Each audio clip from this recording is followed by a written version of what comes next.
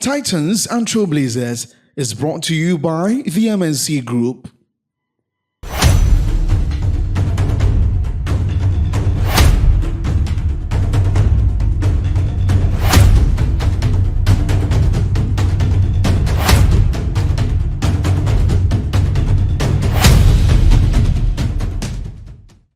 Welcome to Titans and Trailblazers tonight. And Titans and Trailblazers is a trailblazing program where we get to profile those who are making big moves on the continent of Africa in business, in social spaces. And what we try to do is that we try to take lessons from their lives. And then we use that to sort of empower businesses and also empower the next generation of African youth we are looking to build. So please, I'm called Professor Robert Ebohinson. I'm a professor of market at the University of Ghana Business School, and I want you to stay tuned. We'll be right back.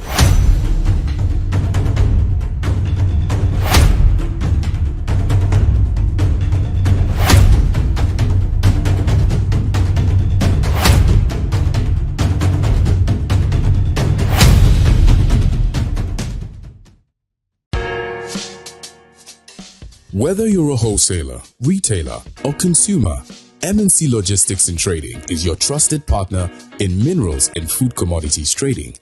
Experience the difference with MNC Logistics and Trading for your commodities trading.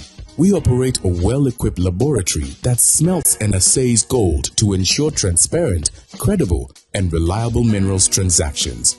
Our general food commodity market deals with imports and exports of food products such as rice, sugar, and grains. We pride ourselves on delivering products that meet the highest standards of quality and taste. With our expertise in international trading and logistics, we bridge customers far and wide. Locate us at number 4 Neosai Interfo Avenue, East Legon, Accra. Call us on 030-299-8246 or visit our website www.mnclogisticsandtrading.com. MNC Logistics and Trading, hub of confidence. MNC Group is a leading investment holding company with expertise in minerals and food commodity trading, precious minerals refinery, real estate development, and logistics and energy with individually registered companies. Our headquarters is located in Accra, Ghana, with operational offices in Dubai, UAE, Hong Kong and Guangzhou in China, Johannesburg in South Africa, Virginia in the USA, and Milan, Italy. We connect business markets and drive growth. Trust us to maximize value in every deal. Call us on 0302-551-917 or 0302-551-918 or send us an email mncgroup@mncgroupgh.com. MNC Group, totally reliant.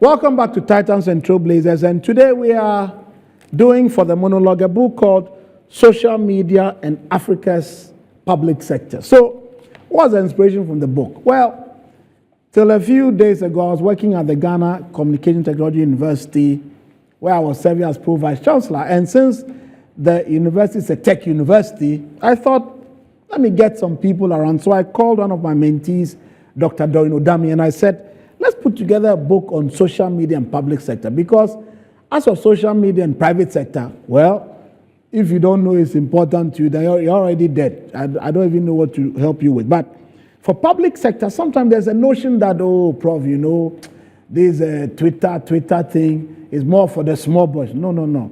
Twitter thing is not a small boy issue. Nowadays, the digital ecosystem in which we are all living in on a day-to-day basis, social media is not just a digital playground. Now, it's actually a powerful governance tool.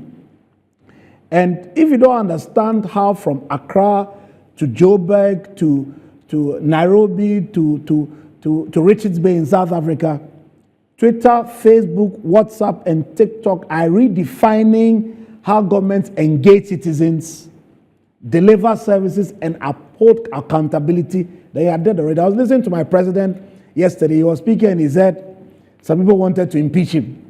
And they wanted to impeach him because of some legalistic rules. And he said, no. The world in which we live in now, space has disappeared. Because from WhatsApp to Cisco WebEx to YouTube to Twitter to Zoom to nowadays, I don't need to stand by you to be with you. So he was making the point that even though he was away, he was fully in touch with everything going on in the country because of superior communication systems. He said in the past, when you have to call somebody, you have to use landline. So if you are president and you leave the country, you must enter a hotel room, go and sit on your bed, and then when the telephone in your hotel room rings, you can say, okay, please have arrived. He said these days, you communicate in real time. And I said, wow, Mr. President, maybe you knew I was coming to do this book monologue today, because what he's saying aligns very much with what I want to say about this book.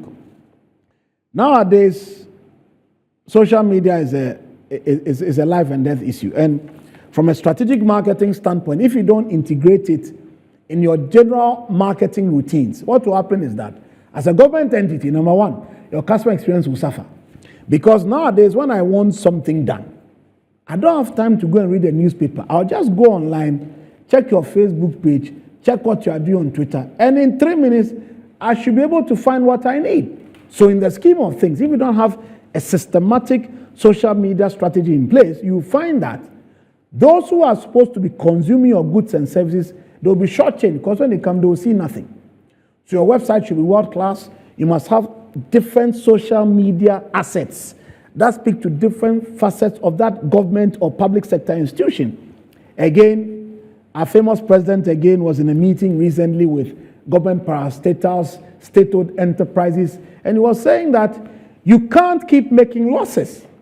And nowadays, from a marketing, sales, and customer experience standpoint, social media is a key tool. In fact, there's something in marketing we call social media selling. So now even selling is not done in brick and mortar formats alone. That means I believe in sales agents, I believe in route to market, I believe in channel intermediaries, I believe in all those things. But today, somebody will buy from you. Look, I was trying to make some purchases recently, and they were telling me that these days, when it comes to even getting car registration number, it's all online. Something biometric, go and fill something, DVL. I said, wow, everybody is digitalized now. So please, social media is a life and death matter, and it's interactive. It's two-way. It increases your speed and your reach. And then I'll get to why this book also matters for you.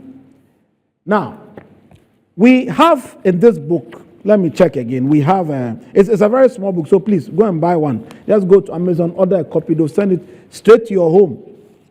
In the chapter 1, we do an overview of social media in Africa's public sector. In chapter 2, we look at how social media is dancing. In fact, let me read the title of the chapter so you see how funky it is. The title of chapter 2 is Exploring Facets of Africa's Public Sector Dance. Public sector's dance with social media. Number 3 is Objectives and Expectations for the use of social media in the public sector in Africa. Number 4 is Catalyst for Social Media Adoption in Africa's Public Sector. Chapter 5 is the use of social media, democracy and the use of social media by public sector organizations in Africa. Chapter 6 is social media and e-government services in Africa. Then chapter 7, you know 7 in the Bible stands for completion. So as we complete, we give you the way forward for the use of social media in the public sector in Africa. Now, I'm sorry, I forgot to mention, one of our co-authors is Professor Helen Durr. So recently she was the director of the School of Business Sciences at WITS in South Africa. WITS is a university that's over 100 years old, and she was head of the School of Business Sciences. She just handed over, I think. So please, this book, go and get one, because you see, social media, it helps you as a public sector entity to enhance your transparency and your accountability. Too many times, you might hear a news item on radio or TV. When you go and confirm on a social media platform, there might be nothing. So for government entities, and you see, the reason why I love Ghana so much is that this current government also says they are in reset mode. So, in fact, it doesn't matter if you didn't understand the things I'm saying today. You can repent right now and reset yourself. So, if you are resetting, you must know what Twitter can do for your public sector brand. You must know what Twitter can do in terms of getting feedback on a product or service you even want to launch. You can use social media to test market acceptability. So, social media for public sector, it helps to enhance transparency and accountability. You can publish your annual reports. Citizens can demand explanations on issues. They can come and tell you that we saw this here, we are not happy. They can come and tell you that, but this budget you have, haven't you overspent it? Allow them to speak. Social media gives you a platform for two-way communication. Number two, social media helps to foster citizen engagement and feedback. So the issue of bureaucratic bottlenecks can be lessened if we use social media again as a two-way tool. And in looking at citizen engagement and feedback, it also helps to promote responsive governance. If you take Kenya, for instance, the Nairobi County government uses Twitter to respond to service complaints within hours, not days. Hours, not days. So social media makes you come alive, makes you responsive. And then social media, number three, helps to strengthen democratic participation. Again, I've heard my president say several times to civil society actors, NGOs, that feel free to criticize me. Give us feedback. Tell us what's working. Tell us what's not working. One of the most pregnant platforms for saying what's not working is social media. It can get traction quickly, and it can also get responses quickly. So social media gives voices to marginalized groups, gives voices to young people, civil society, and it can also facilitate online activism, digital protest, and political mobilization. When South Africa was facing the fees must fall, that whole campaign was fueled by social media. In Nigeria, when they had this issue around NSAS, it was social media fueled. So please, as we wrap up, listen. Social media for public sector is a really critical matter. And I want you to buy this book and prepare to revamp the way you deliver public sector services across Africa. Because when all is said and done, e-government platforms, for instance, will help to improve public service delivery. And then when crisis hit, and crisis will hit at one point or the other, social media also becomes a lifeline for real-time updates and official guidance. People, I'm sure, have sold the argument as to why social media matters so much for public sector service delivery. Buy a copy and you'll be blessed by it. Thank you for listening to this monologue. We'll come back to you again real soon with more of Titans and Trailblazers. Please stay tuned.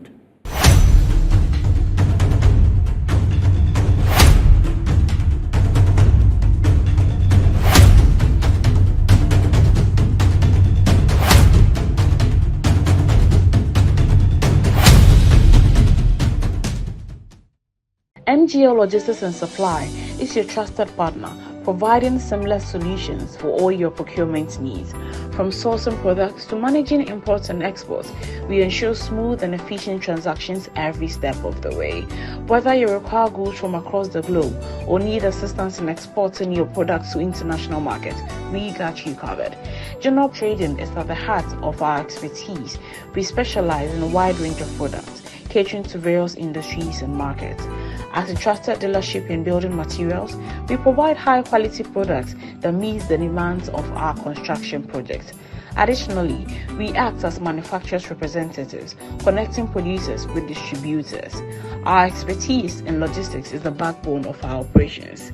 We plan and execute transportation and delivery of goods, ensuring they reach their destination on time and in optimal condition. MGO Logistics and Supply, guaranteed satisfaction. Finding the ideal property shouldn't be a daunting task. With MNC Properties, property sales, rentals, and management is a walk in the park. We believe everyone deserves a place to call home. That's why we specialize in providing affordable housing options under our flagship project, Fresh Property Joy, specifically designed for low and medium income earners. Our range of customizable homes includes 2 to 3 bedroom standard and executive options, all meticulously crafted using innovative interlocking brick technology. We offer flexible payment options tailored to your individual needs, plus litigation-free lands in vibrant and upscale communities that presents the perfect opportunity to build your dream home. We are committed to making affordable housing a reality. Whether you're looking to buy, rent, or invest, we've got you covered. Our service team is ready to assist you on 0302 551 917. MNC Properties, choice of class.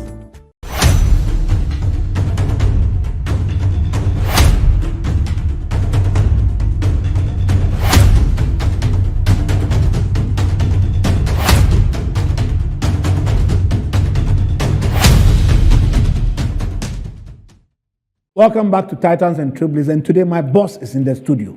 Unfortunately, the man, he went to Presec. He didn't come to Chimuta, but he said we are friends, so it's not a problem at all. And he went to KNUS, he studied publishing. The man has an MPhil in HR. Then he's the Chartered Institute of Marketing Ghana boss. So he mixed publishing with HR, bring marketing, add sales, add customer experience. We have a very seasoned man in the studio, and Sabu, please, you're welcome. Thank you, Prof. Please, tell us about your early career. Where were you born? Where did you go to school? Who were your friends? How did you get where you are today, sir? So mine has been more of a smooth journey. Okay. Smooth, not as easy, but, Okay. but it's been a bit more calculated and, Okay. and progress. Okay. So, born in Accra, Okay. lived my life in Awoshi. Awoshi, okay. Yes, Awoshi Mangwase. So I Okay. spent most of my early years in Awoshi, I think about until I was 17 when I left for school. Okay. And I chose not to come back to Awoshi again. Okay. Yes, but Santa Maria International School, money went down, so went back to Saito. Okay. So I had to finish at Odoko 1 Junior Secondary School. Okay. And by grace and hard work, we were able to get into Presec. Okay. So that's where the pride starts. Indeed. Actually. Who are some of your mates from Presec? Anybody we know? One of the things we see about our team is that we're a lot of successful people, but within our own, small environment. Okay. We don't have those big politicians. Okay. But we have those big business people who. We have people like Nyalete. He's a big man. Yeah, he's a big man. He's a big man, but yeah. he's in a small corner. I know. So we're not that public figures, but one of the things that we've been strong at is how we have been able to bring ourselves together, how we've been able to support the school, yes, and also how we are supporting ourselves as we get to the fifth level of our lives. Indeed. Yes. So from Presec, what happened? Where did you go? So Presec, I got the opportunity to go to Tech. So I did publishing my first degree. Okay. So after publishing, I came back, did my national service at Back Press, the famous Back Press. The famous Back Press. I got the opportunity to work with Kofi Buckman. Okay. And I would say that's one of the momentous stages. The defining in my life. moments of Yes. your life. Okay. Because then you got to work with a colossal, Yes. And Kofi Buckman is known for Back Press, but there were several other things that he's involved in and he's doing. And it's this person that is, even if he's here today, a lot of people will not know him. Absolutely. Yes, they know the name, Absolutely. they know his companies. Absolutely. And sometimes they don't even know he owns those companies. Absolutely. And to work closely with him, it basically pushes you, edges you. You know that there's a lot that one has to do. Okay. From there, I got the scholarship to go back to school under the Andam Special Initiative to do my MPhil PhD at Tech in business administration. Okay. And I selected HR. Okay.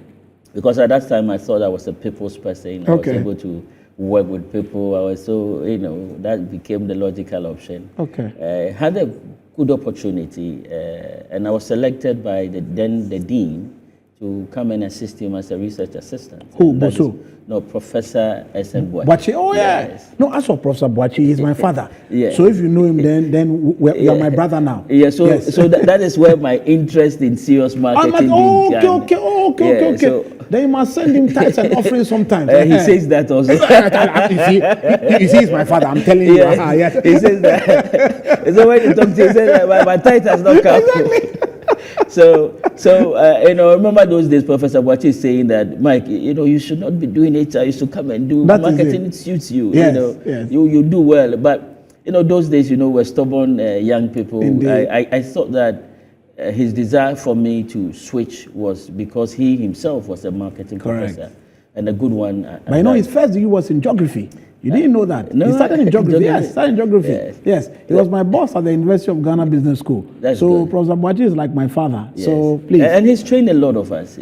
So many. He's trained a lot of us. He's a father to many. And today I'm a consultant because of him. Okay. Because he had his own consulting firm. I know. Those days, Omega and- Consulting or something like yes. that. Yes. And as a research assistant, you get to work for him. Of course. And one of the biggest projects we did at that time, not biggest, but really transformative, was the reform of daily graphic.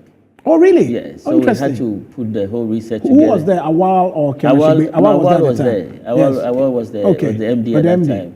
And so we looked at the whole look and feel of Very much. graphic, distribution, Very much. news items. So Like a whole audit, end-to-end audit. Yes, nationwide. Wow. Nationwide, they are collected and reported.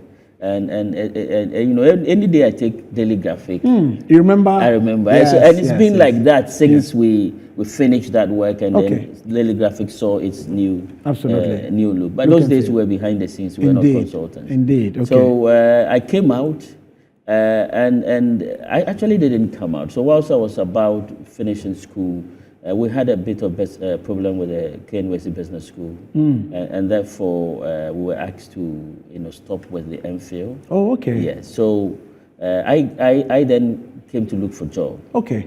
But the first job I got was in sales. Oh, really? Yes. You see, in the marketing and it's calling you. Was in sales, and the question was that instead of sitting at home, why not let me take it up, let me do it. And my first boss was Dr. Charles Baining, and basically he now takes the time to now show you this is selling, this is insurance, and it was at KEK Insurance Brokers. Yeah. But during that time, KEK was going through some turbulent moments. Yeah. So when my boss saw that I was a PhD candidate and I was in this and I knew strategy, he then asked one big question, whether or not I could do a transformative document for the organization. Okay. At that time, I was still based in Kumasi working for KEK. Okay. And once the document Oh, you were in Kumasi? I was in Kumasi. Not in Accra? No, I was in Kumasi. Yes. Okay, interesting. So once the document was completed, submitted to him, and then he calls me and he says, I need you to come to Accra for a discussion. Wow. So I came, and then he made the offer that, you know what, I need you here. Come to Accra, let's implement this plan together. Wow. And that started my journey in insurance, a journey that I continued for 13 years. Wow. So I rose to become head of marketing for KEK. Really? Then I moved on to CDH Life, where I became the chief marketing officer for. Sorry to cut you. You know, the founder of KEK Yes. is my father's contemporary. So my father was in insurance as well. He was in SIC for years, moved to the Gambia to lecture. No, he was at Senegambia Insurance. Oh, okay. So his boss was Babu Sise. So me, I grew up in a house where they'll take me to SIC, those days Ring Road. It was yes. part of general business. So I grew up with Uberima, Fide, and Swiss Re, and Munich Re. So me, I'm an insurance baby, if you like. Yeah. And before the KEK founder died, he told me that my father died at 50. He died very early. So he told me that because my father was his contemporary, if there was anything I needed, I could always reach out to him. Yeah. So it's good to know you also came through insurance. Yes. And KEK basically it transforms lives. No, he's a trailblazer. So he's a trailblazer He's a in any form. Absolutely. Absolutely. He controls industry. Absolutely. And he's that powerhouse. And the key thing is that he transforms life. He does. sees you He and he does. tells you, I'm going to transform you. He's a He great actually guy. tells you. Absolutely. He invites you. Absolutely. You should have accepted this invitation. Absolutely. Because Absolutely. Yes, exactly. I would Yes. clearly say that I'm sitting here because of two people. Wow. Professor Senbuachi, who That's right. started the whole marketing Indeed. idea. Indeed. But in terms of practice, would be KEK, Kwesi Elsa-Komse. Absolutely. And if you look at my company, It was MJ in Commonwealth Consulting- Hall. Yes. and there were times where the vandals thought I was also a vandal. Because I was always with him. Yeah, exactly. Okay. So, So you are CDH Life as Chief Marketing Chief Marketing Officer. Okay. So after KK passed, I moved from CDH Life to Regency Insurance, which is defunct now. Okay. From Regency, as head of business development, from Regency, I moved to Ghana Union. Oh, you are GUA too? GUA, as head of marketing. Oh, really? So that is where I hang my boots in insurance. Oh, congratulations, sir. Yeah, so after 4 organizations, Life, Broking, General, I thought that I had could done go out it. on your own. Yes. Okay. But also, it was also out of a partnership with a friend to set up a microfinance. Oh, okay. So that was my next stage where I went into microfinance. At that time, I had already started MGA Consulting. Okay. Interestingly, we started with high purchase. We were selling TVs. Wow, electronics. okay. You know those things where you start business and so this one, there's money in it. So you go ahead. In Ghana, at the point, high purchase was a very hot thing. Like everybody was going to high purchase schemes, you know. It's my worst investment ever. It was a catastrophe. Sometimes I think if not for that, I would have been fired by now.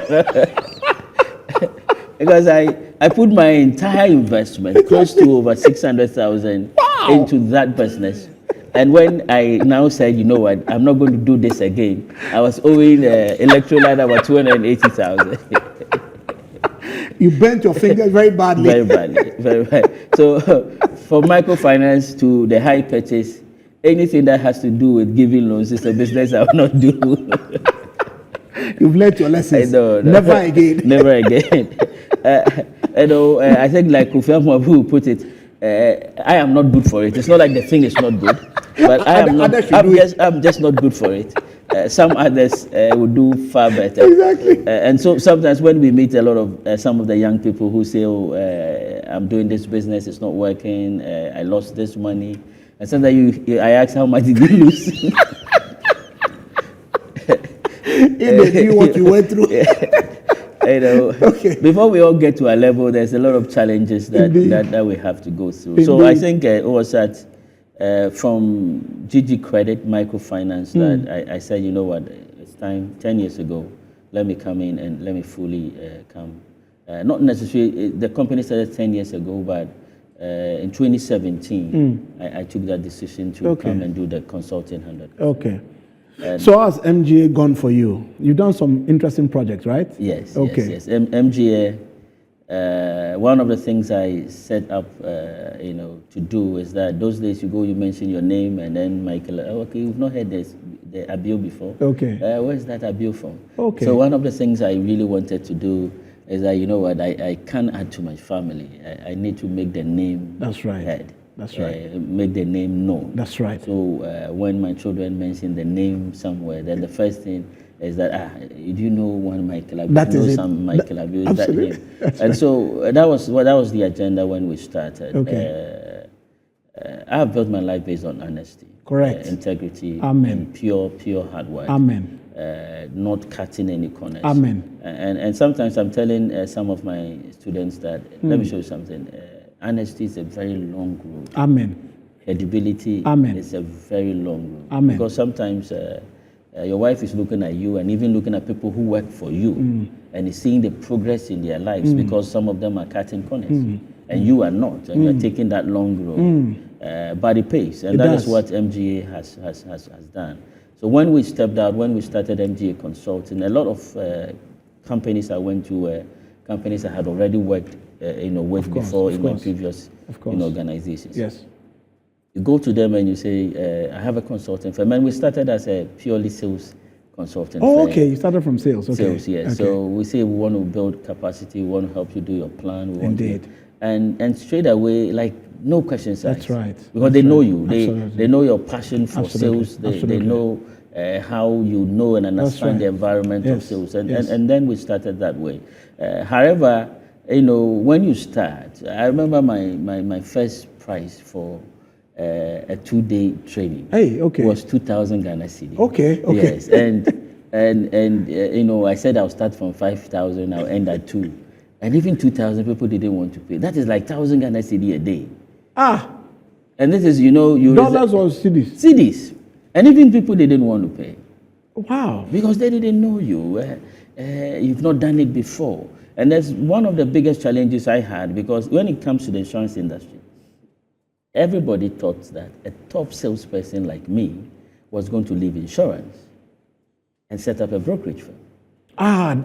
That's the natural thing to do. Exactly. And then everybody was advising me. So let's say I come to you, a CEO, okay, I want to, and then you advise me, why not set up a brokerage? That would have been good for you. That would be, nice. And so we had to really work very hard.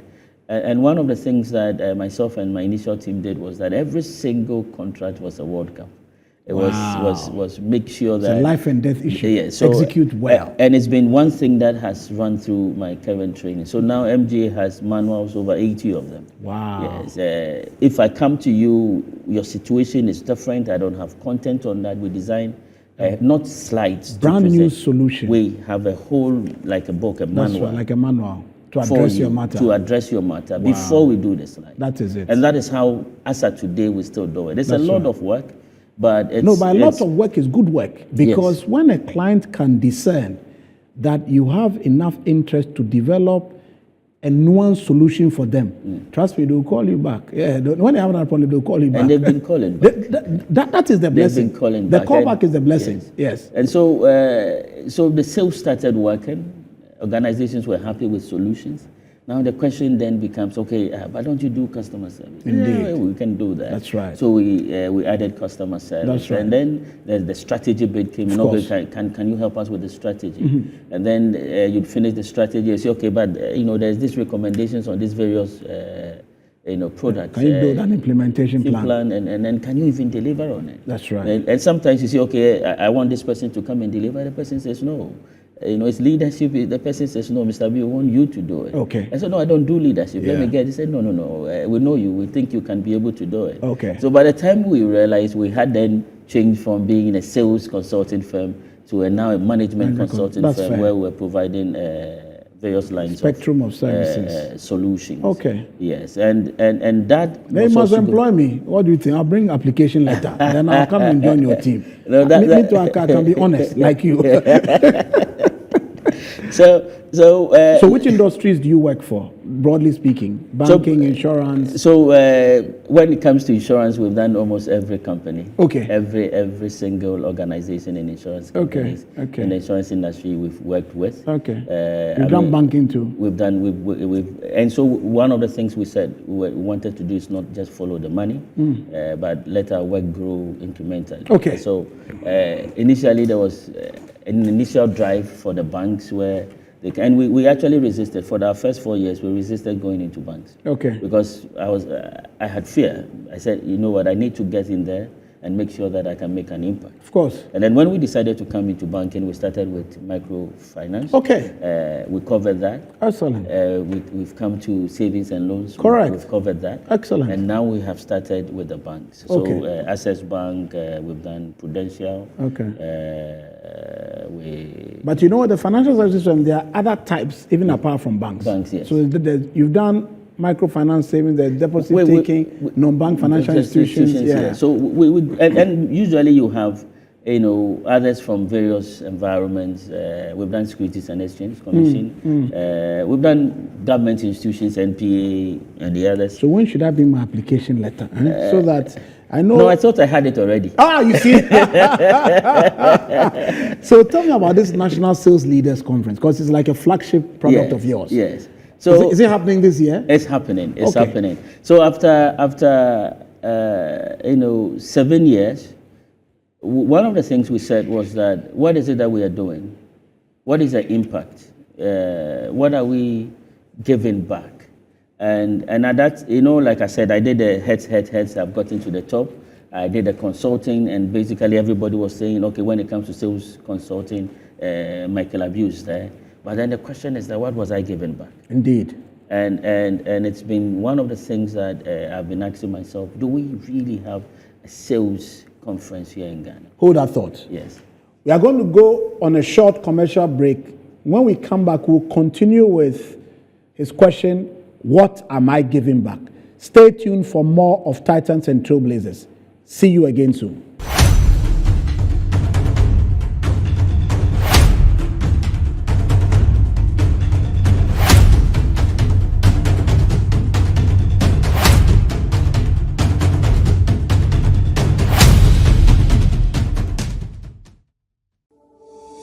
Finding the ideal property shouldn't be a daunting task. With MNC Properties, property sales, rentals, and management is a walk in the park. We believe everyone deserves a place to call home. That's why we specialize in providing affordable housing options under our flagship project, Fresh Property Joy, specifically designed for low and medium income earners. Our range of customizable homes includes 2 to 3 bedroom standard and executive options, all meticulously crafted using innovative interlocking brick technology. We offer flexible payment options tailored to your individual needs, plus litigation-free lands in vibrant and upscale communities that presents the perfect opportunity to build your dream home. We are committed to making affordable housing a reality. Whether you're looking to buy, rent, or invest, we've got you covered. Our service team is ready to assist you on 0302 551 917. MNC Properties, choice of class.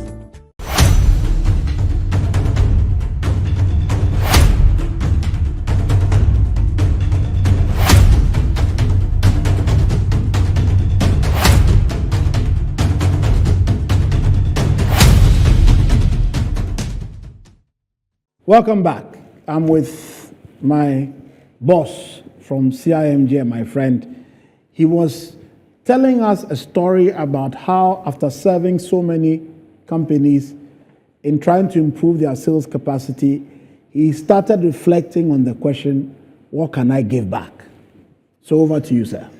And so we started a journey, and I think we even came to you, and we said, you know what, let's put a conference together. Yes. Yes, let's put a conference together, Yes. what we call the National Sales Leaders Conference. Yes, sir. And let's start having a conversation around sales. One of the things that I also started doing was to do recruitment for some of the organizations that I work for. And it's for the sales function or other functions too? It started again with the sales function. Okay, all right, that's now fine. we do a lot more other functions. Okay. We do executive recruitment, but it started with the sales function. Okay. Because now you've helped them with sales, you've helped them with the strategy, they are now asking, okay, we need the people. That's right. And you help us with that. And one of the things you have, and currently even on my books now, is that you have requests for salespeople, and you don't get the quality. My brother, that issue, Yeah. Maybe you have to discuss it outside this show. Yeah. Excellent salespeople are very rare to find now. And With now the we have right to settle. attitude, the right knowledge, the right, humility, the right honesty. It's not so easy. It's not easy. And so, we said we needed to do something about it. And what I set forth to do now is that, you know what, let's set up this National Sales Leaders Conference, to set up this national platform, to let everybody know that, let me show you something, sales and salespeople is needed in every facet of our industries. Everywhere. Everywhere Even is public sector, they need sales, but they don't understand it. Yeah, but the point is that the people were not there. Yeah. And even those that were there, the quality was very low. Indeed. And one person couldn't talk about it. Let's come together and talk about it. But not just talk about it, but use it as a platform to train people. Of course. Yeah, so we the first thing was to do a list of all the big boys in town. So I was inside. Yes, but you couldn't do it. But this year I'll come because you've come on my show. This year I'll come. Yes. So you, Mauli Oklu, Yes. Isaac Juma, Professor Mwako. Yes. So we said, let's look for them. Let's have the conversation with them, and let everybody understand that we all know it's a problem. And as professionals, we need to come on board, and we need to be able to create that platform. Yes, and that please. is how National Sales Leaders Conference was birthed. But you know, putting together a conference was crazily expensive. Very much. And one of the things that we sought to do, and I had to have a conversation with my team at MGA Consulting, is that, you know, sales is our passion, sales is in my blood, sales is all that I do. And so if we can get this off the ground, then the first major sponsor for that conference, and you know, renting Accra International Conference it's no joke. For 2 days last year was about 450,000. No way! Yes. This year you are doing 3 days. And you know, we take the whole place because of the seminars. Yes, and all the side issues. This year we are looking in excess of 600,000. So last year, my firm, MGA Consulting, gave the seed funding to sponsor a National Sales Leaders Conference worth 800,000 Ghana. That's a massive investment. Yes. And that's why my dollars was carrying you. The guy should have told me that, look, sir, even the investment for the venue, he should have, next time don't send him. Tell him I say I'm not happy with him. He should have explained that, no, sir, the overheads are heavy. I would have come for free. I didn't know that. No, okay. And that's but it's interesting when we launched the second edition this year. And thankfully, that was a good launch. Yeah. Yes, and thankfully you were there. Yes, and then you know, the type of people that came. Yes. I remember I put a call to the president of National Institute of Marketing Nigeria. Yes. And he says, "No, I'm coming." I was so happy. Yes, he said, "No, I'm coming." And they are coming this year. Last year we did it in-house. This year we are opening up to you know, the African region to bring Africa. And unfortunately, because of the African Marketing Conference, we are going to have that synergy where you can get the Africans to also this time participate. Indeed. In the National Sales Leaders Conference. In fact, there's none like that within our sub-region. Wow. So Ghana was the first to do it. And you remember, and when the president of Nigeria came, he says, "When are you doing the National Sales Conference, Nigeria?" Yes. And so this year is going to happen. This year we are looking at over 40 speakers. Last year we did about 24 speakers. Wow. This year we are looking at over 40 speakers. Okay. We are looking at 23 different topics. Indeed. And last year we did 2 days, and it was too packed. So this year we decided to, you know, ease it up a bit, because last year we had 1,700 people passing through. Wow. Yes. This year we're expecting around 2,500 people passing through. Wow. And the interest in sales. But I think you have exhibitions as well. So it's not just the training or the same, but people can come and exhibit. Yes. No, even the program this year is not even about exhibition. Okay. For instance, it would be good to host one of the Trailblazers shows. Indeed. During the National Sales indeed. That's the platform. Yes. And that's why we took the whole place up. Yes. So last year, for instance, we have what we call the GDIW, the National Sales Leaders Conference TV, NSLC TV, where basically we had live recordings of programs. But this year, we want people to come and do their product launches. Correct. During the event. Indeed. Because you're looking at 2,500 salespeople, sales leaders, and various people of interest within the sales environment. And there are the conferences also that come on the, you know, as part of the program. Wow. Last year, we provided lunch. This year, we are providing lunch so that people can come and stay. Okay. We're having almost 5 sessions running at the same time for 3 days. For 2025. For 2025. This will be awesome. So it's going to be an interesting event. Every single salesperson ought to be there. One of the things we wanted to do last year is that when we finish, anybody that wasn't there should ask himself, why wasn't I there? Indeed. And that is even what increased our numbers, because our expectations for last year was around between 700 and 1,000. And the second day, we thought the numbers would fall. However, the second day, the numbers went up. Because all those that came first day, you know, saw the program, they said, no, we're coming the second day. And then those who didn't come the first day, now we're told that you should be there, you should see. And we invested a lot in the aesthetics. We invested a lot in technology. Wow. We invested a lot in comfort. Indeed. And ensuring that every single part of the program. And it was quite the experience was a quality experience. And what was interesting is that all the keynote speakers, all the special guests, everybody comes and they say, wow, we didn't expect this. Wow, we didn't expect this. And this year, and I'm sure you even saw what we did with the launch. I saw. I was so moved. It was such a great launch, you Yes. know. And for me, the mix of the practitioners with the association presidents, like the Nigerian guy, with the people who also teach the subject, it was a really good combination. And with the industry leaders. Very much. It was really profound. And so when we're in Achimota, we read a certain book called Death of a Salesman, written by Arthur Miller, American author. And he said that the only thing you have in the world is what you can sell. And the funny thing is that you are a salesperson and you didn't even know it. I'll repeat it. The only thing you have in the world is what you can sell. And the funny thing is that you are a salesperson and you didn't even know it. When I was in level 300 in the mid-90s, there was a guy who taught us sales management called Dr. Kwari. Dr. Kwari. He used to slang Dr. Kwari. And he said, the CEO is the first salesperson in any organization. So I want you to tell me, why is sales so important to even being alive? You see, because if you are alive and you can't sell yourself, you are dead. Remember you said you wanted your name to be known, Yes. so you have to sell yourself. Yes. Why is sales important to individuals, to products, to companies, to nations, and even to Africa? Next on Titans and Trailblazers. I say that the sales is to achieve three things: revenue growth, profitability, and then the general growth. Indeed. Now, one of the things that the Takashi people do not know is Yes. that the revenue you would get, Yes. but the quality of the revenue Yes. is where the problem becomes. Totally agree. Titans and Trailblazers is brought to you by the MNC Group.